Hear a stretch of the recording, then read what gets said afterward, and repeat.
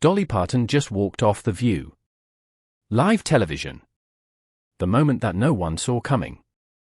What started as a warm, emotional interview about Meghan McCain's personal connection to Dolly's music turned into one of the most uncomfortable moments in daytime television history.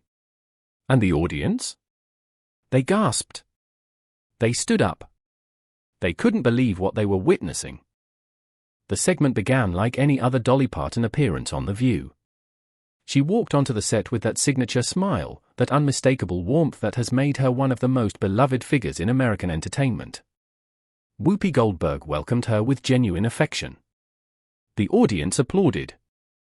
Everything felt right with the world. Dolly was wearing her signature sequined outfit, her hair perfectly styled, her presence filling the studio with an energy that only she could create. She was there to promote her new children's album, I Believe in You, a project that was close to her heart. She was also there to talk about her Imagination Library, the literacy program that had given away over 100 million books to children around the world. It was supposed to be a feel-good segment, a celebration of Dolly's incredible career and her even more incredible philanthropy. But then Meghan McCain started talking. And everything changed. Meghan began by confessing that she was Dolly's biggest fan. She showed the audience a photo from her bedroom, a picture of Dolly on her nightstand, surrounded by steer horns. It was a deeply personal moment, a glimpse into the life of someone who had found solace in Dolly's music.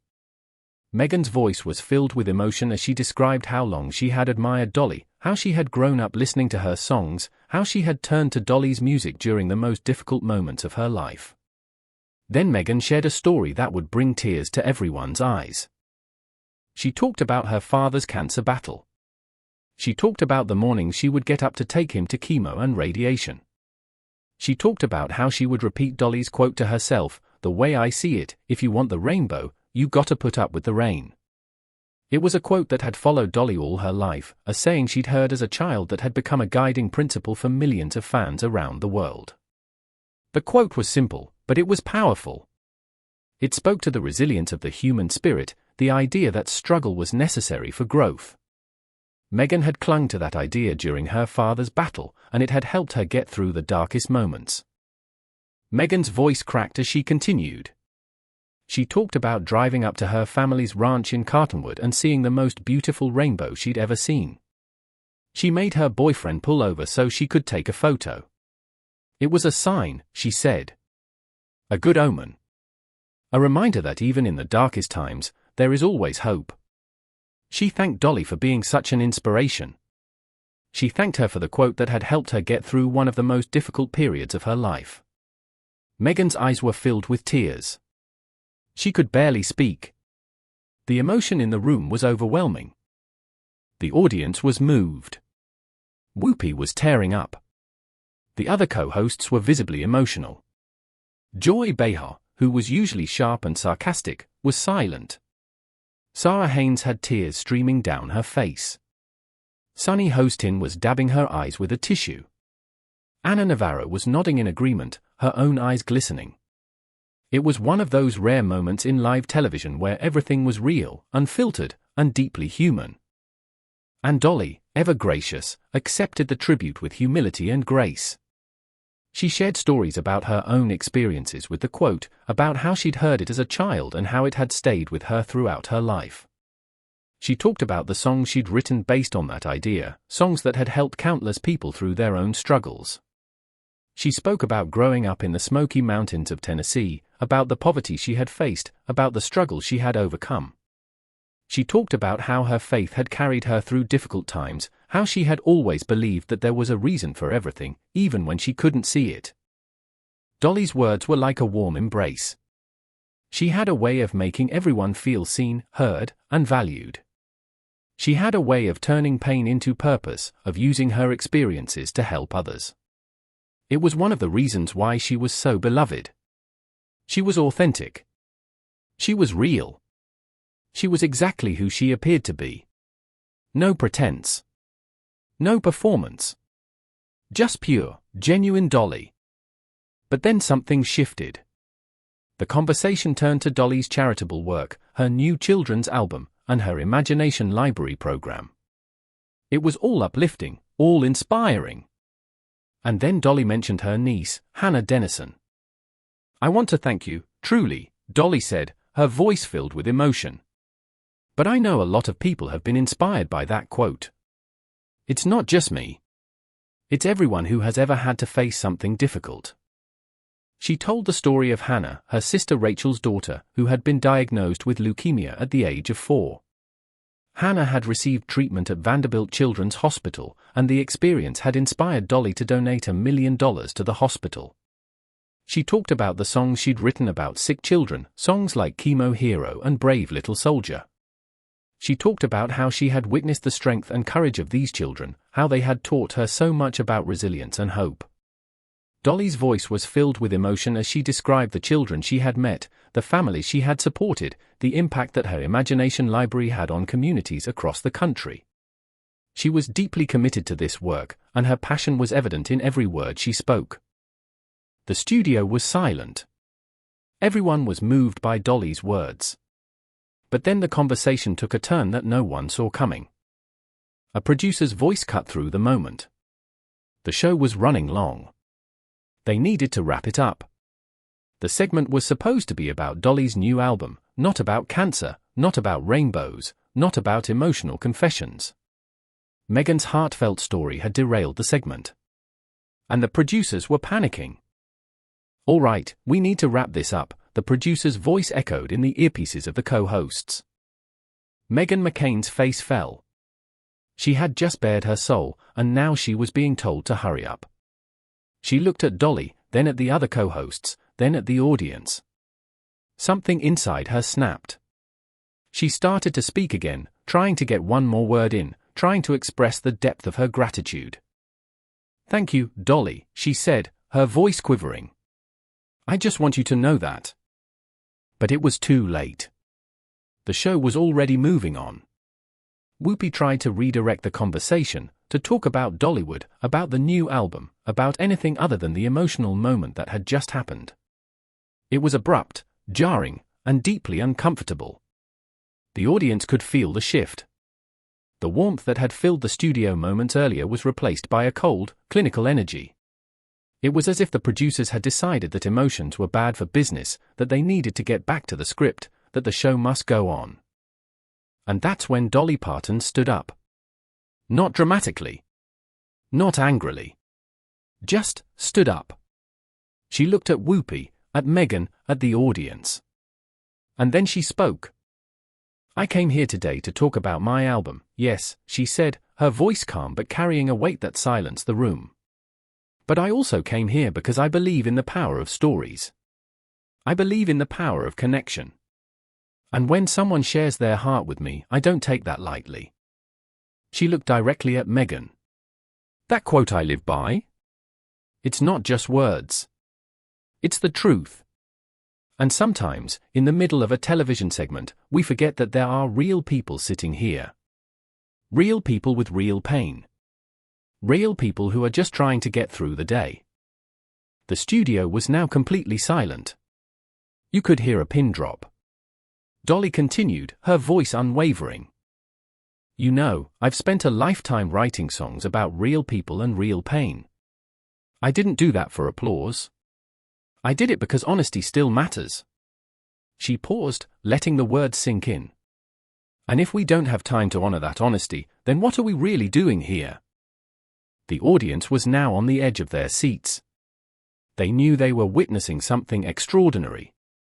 They knew that this was not part of the script. This was real. This was raw.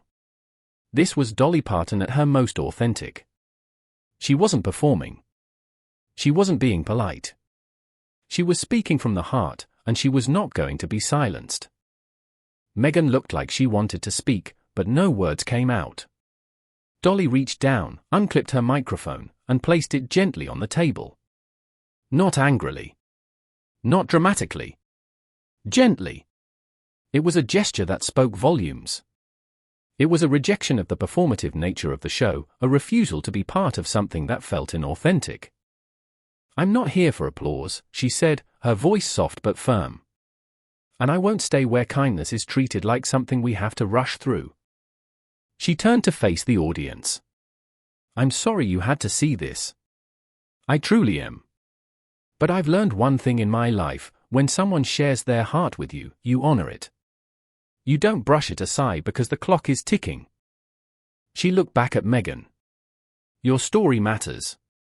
Your father matters. And that rainbow you saw? That wasn't just a sign. That was a promise. A promise that the rain doesn't last forever." And with that, Dolly Parton turned and walked off the set. The audience gasped. Some stood up. Others sat in stunned silence. Whoopi Goldberg looked like she'd been slapped. Joy Behar's face was a mask of shock. Sarah Haynes was crying. Anna Navarro had her hand over her mouth.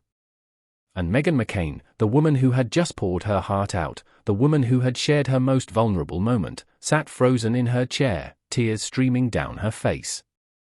The producers frantically tried to regain control. Cut to commercial, the floor manager's voice echoed through the studio.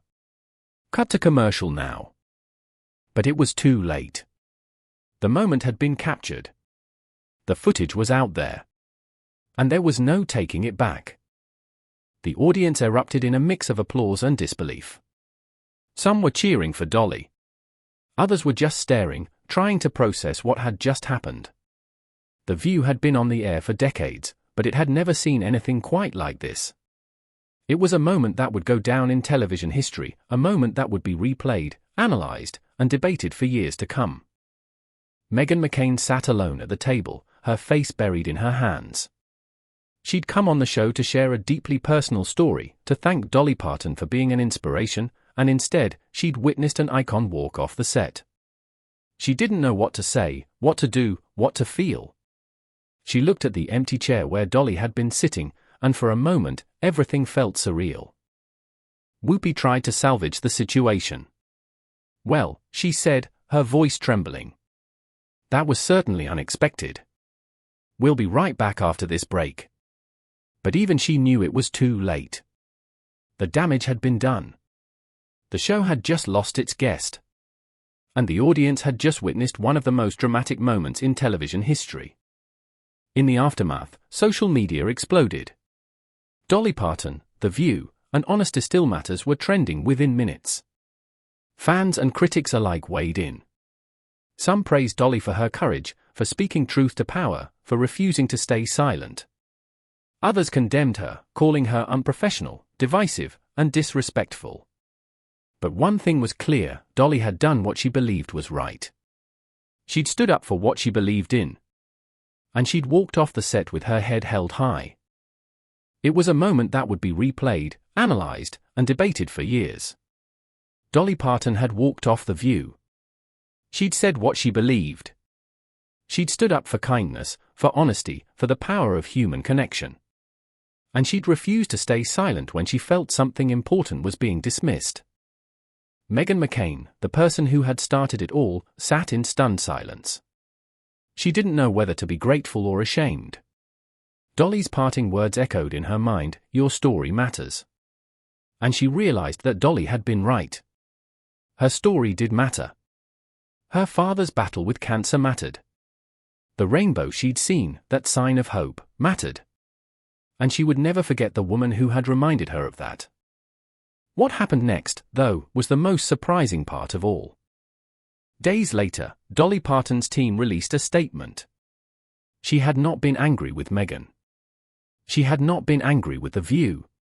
She had simply believed that the moment needed to be honored, not rushed. And so she had done what she felt was right: she had walked away. The View, meanwhile, had to deal with the fallout. The producers were criticized for their handling of the segment. The hosts had to answer for what had happened. And Meghan McCain, the woman at the center of it all, had to process the fact that Dolly Parton had stood up for her in the most powerful way imaginable. But the fallout didn't stop there. The incident sparked a national conversation about the nature of daytime television, about the way we treat guests on live TV, about the importance of honoring emotional moments. People began to question the format of shows like The View, the pressure to keep things moving, the reluctance to pause and acknowledge real human emotion. Dolly Parton had become a symbol of something bigger than herself, a voice for those who felt dismissed, a reminder that kindness still matters. The View's ratings, ironically, skyrocketed.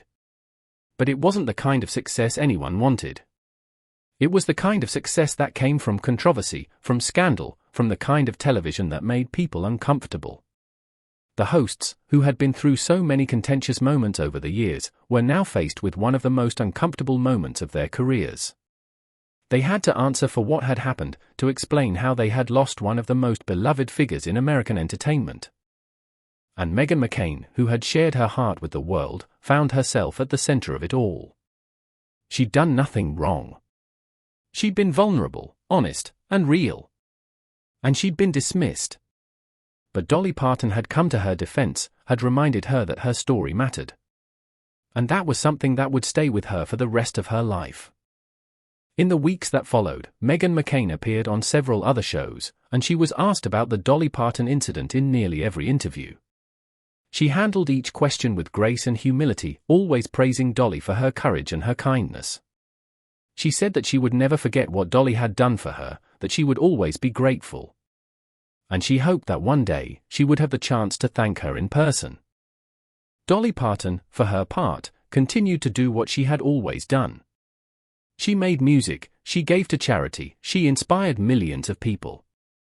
She never spoke publicly about the incident, never explained her side of the story. But she didn't have to.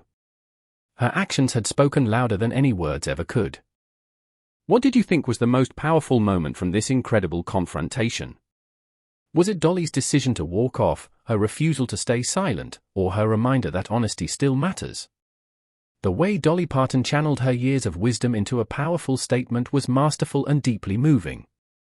And the way she walked off the set without looking back was a moment that will be remembered for years to come. The way she looked at Meghan McCain, her eyes filled with compassion, her words filled with kindness, was a powerful reminder of what it means to be a decent human being. She had seen someone in pain, someone who had bared their soul, and she had done what she could to honor that vulnerability. She had refused to let the demands of television production diminish the humanity of the moment. If you believe in standing up for what's right, if you believe in the power of kindness, and if you think moments like this deserve to be remembered, tap like to show your support. Subscribe to Rupture for more stories where power shifts on live television. And tell us in the comments, did Dolly do the right thing by walking off, or should she have stayed? We want to hear your thoughts. Drop your comments below, and don't forget to hit that notification bell so you never miss another explosive moment from the world of entertainment.